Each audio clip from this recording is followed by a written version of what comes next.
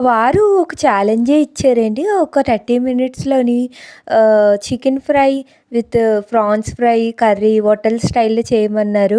ఇదంతా గోల నేను గెలిచానో లేదో చూడండి.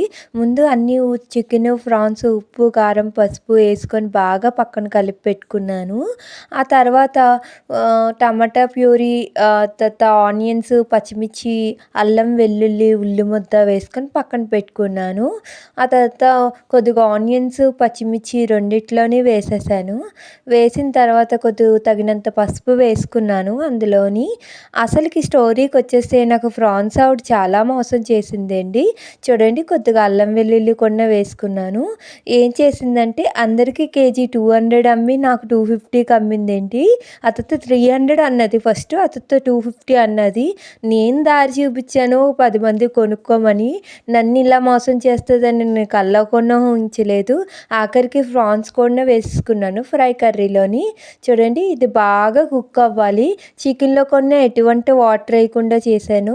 చాలా టేస్టీగా ఉంటది. కాసేపు మూత పెట్టేసుకోవాలి.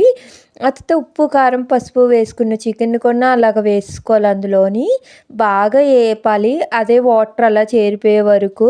మనం టమాటా గ్రేవీ కొంచెం అల్లం, వెల్లుల్లి, ఉల్లి ముద్ద కూడానా కొంచెం ఇలాగండి చూడండి కొంచెం ప్రాన్స్‌లోని ఆయిల్ అంతా కొద్దిగా వాటర్‌లా చేరిపోయింది కదా! కొద్దిగా ఆయిల్ పైకి తేలిన తర్వాత కొద్దిగా ఉల్లి ముద్ద వేసుకోవాలండి. చూడండి రెండిట్లోని ఉల్లి ముద్ద వేసేసాను. చికెన్‌లో ఇప్పుడు ఎందుకేసానంటే కొద్దిగా వాటర్ చేరుతది. ఉల్లి ముద్ద కొద్దిగా వాటర్ అనేది ఉంటది కదా! అందులో కూడా కొంచెం మూత పెట్టేసుకున్నామనుకో బాగా కుక్ అవుతది ఒక 5 నిమిషాల్లోని. ఆ తర్వాత ఫ్రాన్స్‌లో తీసి టమాటా ప్యూరీ కూడా కొంచెం వేసుకోవాలండి. ఆ టమాటా ప్యూరీ వేసిన తర్వాత బాగా కలిపి పెట్టుకోవాలి. అదే అలా దగ్గరికి చేసుకుంటే ఫ్రాన్స్ కర్రీ రెడీ అయిపోద్ది. ఆ తర్వాత నేనెప్పుడూ ఆచి చికెన్ మసాలాయే వాడతాను. 1 ప్యాకెట్ అయితే 2 కర్రీస్‌కి వచ్చేస్తాయి. చికెన్‌లో కూడా టమాటా ప్యూరీపై వేసేసాను. అది బాగా వేపాలి. ఇంక ఎటువంటి వాటర్ కూడా చికెన్‌లో వేయకూడదు. కొంచెం చూసారా ఆచి చికెన్ మసాలా వేసేసుకున్నాను. రెండిట్లోని ఒక్కొక్క ప్యాకెట్ అయితే సరిపోయింది. చాలా టేస్ట్ కూడా ఇస్తది. చూడండి ఈ వాటర్‌తోనే నేను అలా తగినంత కొత్తిమీర గార్నిష్ చేసుకొని చికెన్ కర్రీ అయిపోయిందండి. ఒక డిష్‌లో తీసుకొని చూడండి హోటల్ స్టైల్‌లో వచ్చింది. మా హస్బెండ్ చాలా బాగా వచ్చిందని చెప్పారు.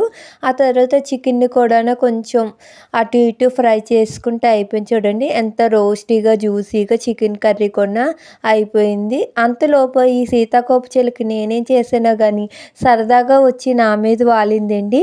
చూడండి ఎంతో హోటల్ స్టైల్‌లోని చికెన్ ఫ్రై కర్రీ రెడీ అయిపోయింది. Thank you.